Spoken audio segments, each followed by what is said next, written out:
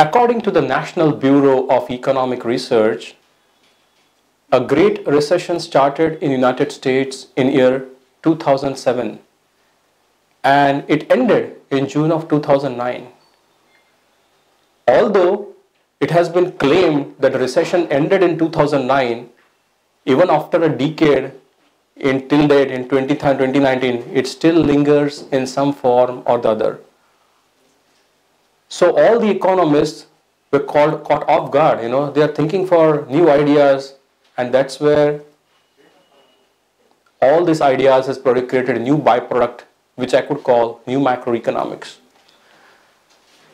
As an author of Mass Capitalism, I was very, very confident that my analysis is thorough, and that's why I did not stop writing sequels of my book, because I believe that my ideas have a bright future, not just for the US economy, but for the global economy. In 2014, when I wrote the book Mass Capitalism, it was a self-published book. I took a hell lot of efforts because it was my first book as well to really get the best book, and I believe this book has got some fantastic reviews. So many people in the United States as well as in my home country, that's when I decided to release this book in my mother tongue this year in India. In year 2015, I released my next book called The Sustaining Moore's Law. What is Moore's Law? Basically, Moore's Law has driven the future of technological industry for almost 50 years.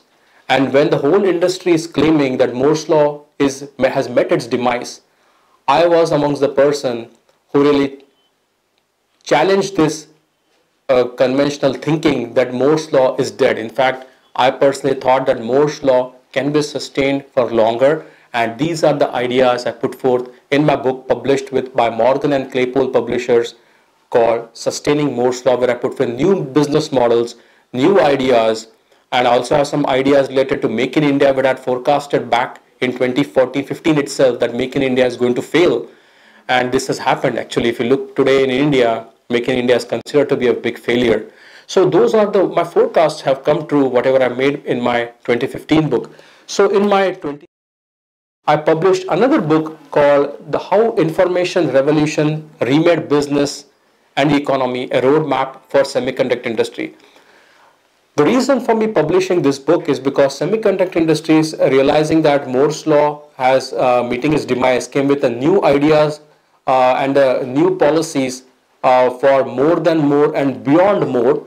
And I realized that just like the Moore's Law has come to a demise because of the lack of understanding of macroeconomics for the professions in the semiconductor industry, so will the new ideas also will not help the semiconductor industry, and semiconductor industry is headed for a long-term crisis. That's when I wrote the book How Information Revolution Remade Business and Economy, because I wanted to make sure that you understand that the new ideas they are put forth for more than more and beyond more are not going to help the industry if they ignore the basic macroeconomics. Common sense macroeconomics is what I talk about.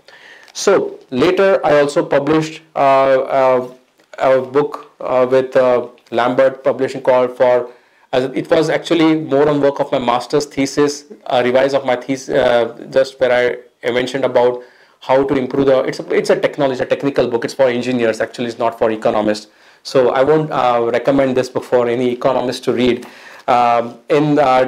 Later in 2018, I published this book with Business Expert Press called as the New Macroeconomics, where I've analyzed economic theories that have been prevalent since Kautilya, that is Chanakya of India, who was a contemporary of Alexander the Great, to Adam Smith, to J.B. Say, so many economists, classical, different school of thoughts, classical, neoclassical, Keynesian, neo-Keynesian.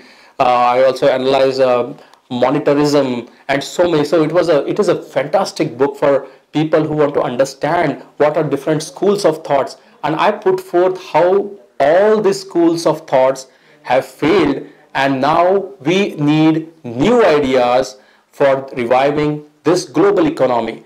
And that's exactly what I put forth in New Macroeconomics. It's a very, very interesting book to read about what are these new ideas, and I'm going to talk about this. Basically, what I put forth, as I mentioned in my book, Mass Capitalism. So in New Macroeconomics, I talk about new ideas, and these ideas are basically common sense macroeconomic ideas where I discuss about supply and demand, supply coming from the productivity of the workforce and demand coming from the wages. And with the background of technology, I also put forth how universal basic income is not the real solution to the progress of the technology, and actually the unemployment that has been created with the progress of technology is because of lack of understanding of macroeconomics. And if we want technology to progress, we do not need universal basic income. In fact, universal basic income is going to further worsen the problem, because I have explained it in this book that how 8 years of Obama's policies, all the quantitative easing and all the government spending that happened, actually further raised the national debt of America and further increased the disparity in the country. That is why we need new macroeconomics.